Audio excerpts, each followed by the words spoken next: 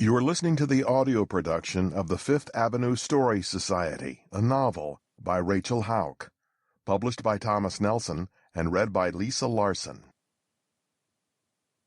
Chapter 1. Jett. August in Manhattan. Well, this was a fine mess. Spending the night in central booking for instigating a fight at a wedding reception. What was he thinking? He glanced at his sore hand through the dull light beaming in from the hallway fluorescents and flexed his fingers, wincing at the pain of his bruised flesh. He hadn't thrown so many punches since he was a boy in Chappaqua, wrestling with his brother. The next time he got an invitation, especially a wedding invitation, he'd RSVP with a big fat no. Though he could hardly blame the invitation, he alone earned this all-expenses-paid night in holding for defending a bridesmaid from a drunken groomsman.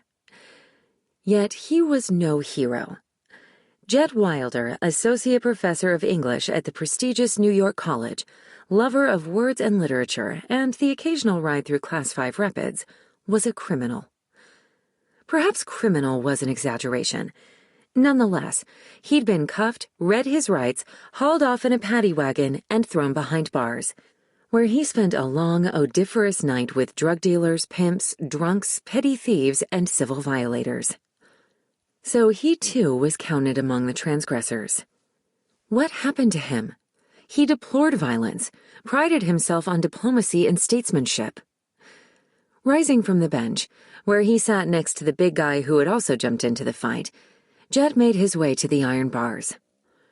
The cell's shadowy confinement robbed his sense of time.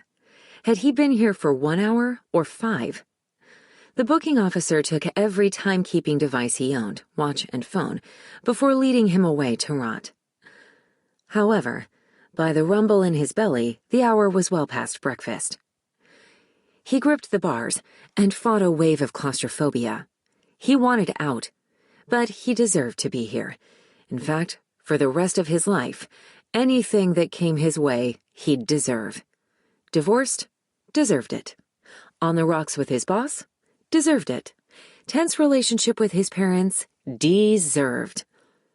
What was it about being locked up that made a man assess his life, besides the jailhouse smells and chorus of snores and moans?